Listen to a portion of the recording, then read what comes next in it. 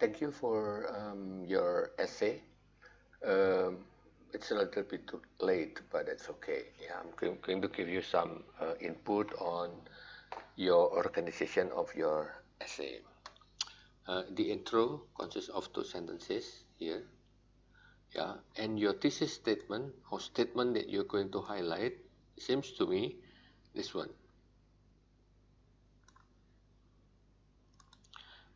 Globalization is very influential. So the keyword influential in some sectors of the world, so James Tobin interested in writing article about it. So you're going to explain globalization is very influential.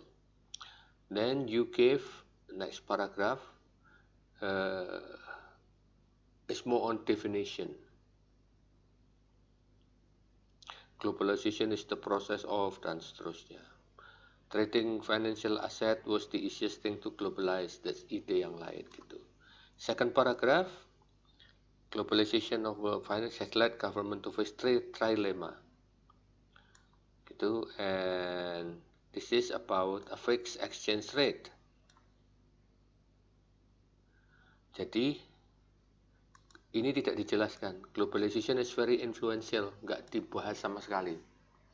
Harusnya ini yang dibahas di paragraf 1 dan paragraf 2 gitu. Terus baru conclusion. Sini kan, itu formatnya harus begitu. Nah, I understand that you understand the text very well. Tapi belum bisa memformulasikan karena that's need high order thinking. Oleh karena itu harus kerja kelompok. Setelah kelompok ditulis esainya, kirim ke aku, tak kasih input kayak gini gitu. Nah sekarang sudah tidak punya waktu lagi untuk second chance, untuk ngumpulin lagi, mepet banget waktunya. Oleh karena itu akan saya kasih 3 contoh, tolong diperhatikan baik-baik. Oke, contoh yang pertama dari kelompok yang lain. Tidak perfect tapi perhatikan organization-nya.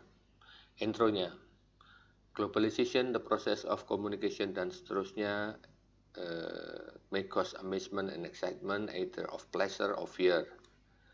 In economic sphere dan seterusnya, dijelaskan. Globalization affects market in terms of commodities, labor, and finance. The third type of market, finance, will be subject to this discussion. Jadi dia akan menjelaskan finance-nya doang gitu. Ya. Nah, kalau dilihat intro Anda, kayak saya bilang, Anda akan menjelaskan kayaknya the globalization is very influential. Kata ini kata kuncinya dan itu yang harus dijelaskan. Kembali ke contoh. Nah, karena ini the third type of market, finance will be the subject of this discussion. Dia menjelaskan finance is the easiest way to globalize. Ya, kelemahan dari kelompok ini, kalimat ini tidak dia jelaskan di sini, terus dia kontraskan. Okay. Globalization of finance had long histories. Sekarang dia ngomongin finance. Terus dia jelaskan dalam paragrafnya. As globalization continues, floating rates are common nowadays. Dia jelaskan dalam paragraf berikutnya. Nah, itu sangat berbeda dengan organisasi punya Anda. Anda ngomong is very influential, terus di sini ngomong hal lain. Gitu, jadi nggak nyambung. Ya, semua masih masih tentang globalisasi sih, tapi tidak runtut gitu. Oke, akan saya kasih contoh 2 lagi. Masih mengenai teks yang sama, globalization dan seterusnya. Dia intro, dia bilang, in the development of globalization in the final sector had in its development journey. Itu yang menjadi kata kunci dia atau thesis statement. Ya, tahapannya describe below. Ini masih harusnya bahasa Inggris ya. The first period gitu, karena its development journey. Jadi first periodnya apa dia jelaskan, second period dari journey-nya apa. Third period dia jelaskan dalam satu paragraf lagi. The fourth period dia jelaskan dalam paragraf lagi. Gitu. Baru conclusion. Ya.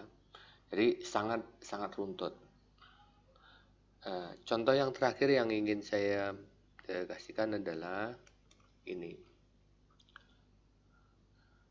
Intro biasa. Ini yang ingin dia jelaskan. From this, the following paragraph will be about the proof that the financial globalization truly affects international financial flows from time to time.